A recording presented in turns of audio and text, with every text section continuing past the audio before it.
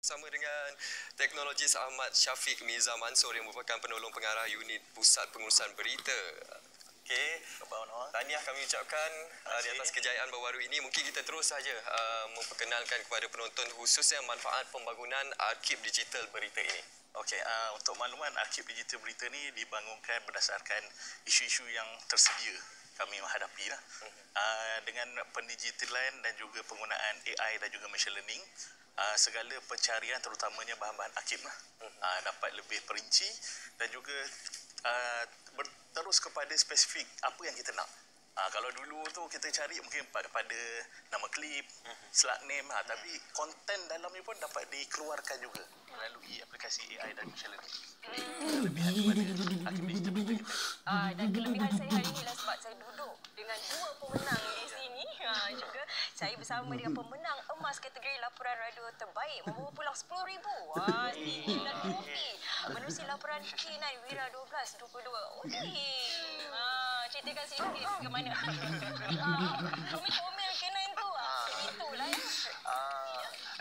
Apabila terjadi batang kali, kita cakap okey, kita nak beri tumpuan pada anggota penyelamat kita, anggota pencarian kita, khususnya pada tim K9 yang kita tahu memang viral, memang perhatian rakyat Malaysia. Jadi dah ujung-ujung tahun itu saya cuba sebab batang kali berakhir dalam 24 Disember macam tu kan. Jadi ada masa beberapa hari untuk sediakan laporan tersebut dikongsikan kepada semua dalam bentuk audio dan harapan yang baiklah, insyaAllah. Dan terus dengan pelik sekali saya. 2 tahun berturut-turut. Alhamdulillah. InsyaAllah tahun depan pun ya juga. Resepi, rahsianya bagaimana sebenarnya? Rahsianya ikhlas. Ikhlas. Masa kita hasilkan karya, jangan mengharapkan kepada penghargaan.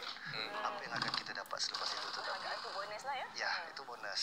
Kita ikhlas, kita buat yang terbaik untuk stesen dan insyaAllah kalau peringkat lebih tinggi untuk RTM. Okey, sama seperti Rosdi Omang, tetamu kita yang sukses Andy Reza Rohadian ini merupakan kejayaan 2 tahun berturut. Sebelum ini dalam Anugerah Angkasa Ya, alhamdulillah. dan seterusnya untuk pemenang emas hadiah wartawan muda Samad Ismail. Wow, tahniah Andy. Mungkin cerita sikit berkenaan laporan tu Andy. Untuk hadiah wartawan muda Samad Ismail ini diberikan kepada wartawan yang berusia 30 tahun dan ke bawah. Jadi lebih 30 tahun dia tak boleh. Jadi setiap Kenapa pandang kita? Kenapa pandang Syafiq? hadiah bawah 30 tahun tak ada. Okey. Jadi untuk penyertaan hadiah wartawan muda ini, setiap peserta perlu menghantar 3 laporan yang akan didilai. Jadi saya menghantar laporan berkaitan dengan, kalau masih ingat, tentang insiden LRT tidak berfungsi kerana kegagalan sistemnya. Jadi saya buat laporan khas, berbual engineer di prasarana untuk tahu apa sebenarnya yang berlaku. Kedua, laporan khas berkenaan dengan usul undi percaya. Masa itu juga masyarakat tak faham kerana buat pertama kalinya seorang Perdana Menteri mahu menawarkan dirinya membentangkan usul undi percaya kepada dirinya sendiri. PM ke-10 kita. Dan yang ketiga adalah berkenaan dengan laporan khas undi beliau waktu itu untuk pilihan raya umum ke-15. Dan alhamdulillah ketiga-tiga laporan itu berjaya menobatkan saya sebagai wartawan muda di usia 20-an terakhir saya. Tak apa, Dia sebut wartawan muda dia pandang Rosdi. Pada sini pula ada. Okeylah, untuk wartawan muda, kita harap muda seperti Andy ni, apa di antara cabaran yang terpaksa dihadapi? Apa falsafah yang ini pegang?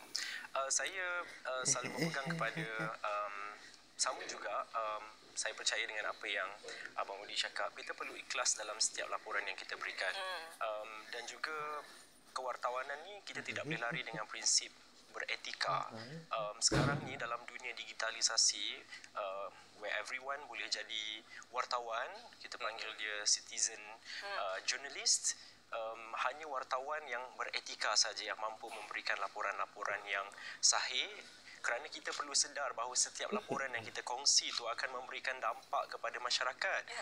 Kita rasa macam kadang-kadang kita kongsikan walaupun hanya satu ayat saja, macam tak ada apa-apa, tapi sebenarnya besar impak dia. Jadi kita sangat perlukan wartawan muda di era digital ini yang beretika tinggi. Macam bicara warah. Okey. Kita nak beralih kepada teknologi Nurul Husna berkenaan dengan aplikasi OTT kita ni ataupun RTM Klik kita ini, apa antara perancangan akan datang ataupun penambahbaikan yang mungkin akan dilakukan? Okey, seharusnya memang seperti mana orang kata apa, KSN so dia meminta semua penjawat awam untuk sentiasa berinovasi. Jadi kita pun mesti ambil pesanan KSN tu dan kita memastikan bahawa kita punya aplikasi RTM Klik ini untuk lebih sampai kepada denyut nadi kita punya setiap kata apa, pendengar dan juga penonton RTM Klik. So saya jadikan sebagai anugerah ni sebagai kita punya medan ataupun platform marketing sebenarnya sebagai brand awareness dan juga potensi kepada pendanaan pendapatan supaya pengiklan tahu wujudnya kita ada satu platform digital yang boleh komersialkan dan boleh diambil platform yang ada untuk jana pendapatan kepada jabatan. Ya, Tuan Teknologis, bagaimana untuk Adib? Untuk Akib Digital Berita ni dia satu perkara yang kita predict masa hadapan kepada Akib kan. So it's a gold mining. Sekarang ni kita tak nampak lagi, mungkin akan datang value dia akan makin lama makin naik.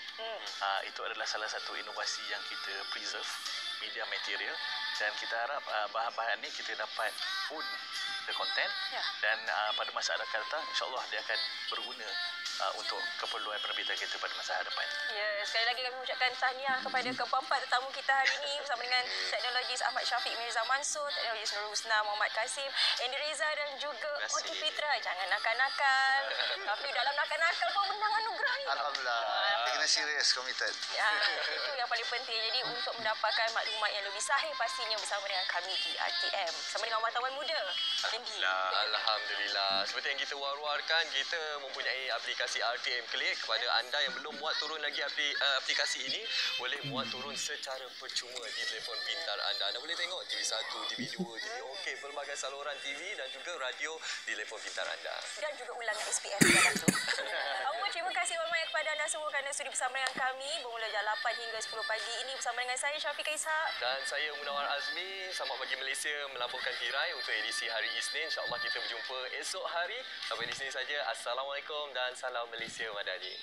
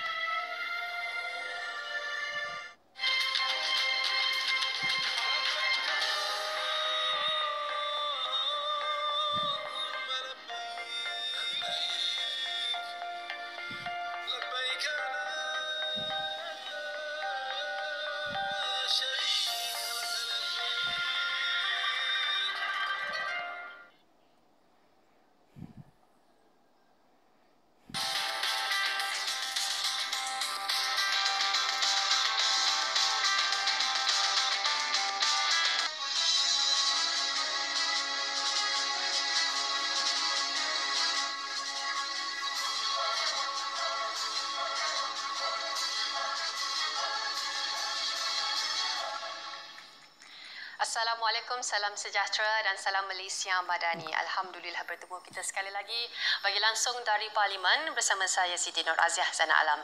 Dan hari ini 12 Jun 2023 dan juga merupakan minggu ketiga bagi persidangan Dewan Rakyat di mana ia akan bersidang sehingga 15 Jun ini dan seterusnya diikuti dengan persidangan Dewan Negara yang insya-Allah akan bersidang pada 19 Jun hingga 27 Jun akan datang. Dan ini adalah sedikit informasi berkaitan dengan persidangan Dewan Rakyat di mana dijangkakan rang undang-undang ataupun RUU kawalan produk merokok demi kesihatan awam 2023 dijadual akan dibaca buat kali pertama pada hari ini.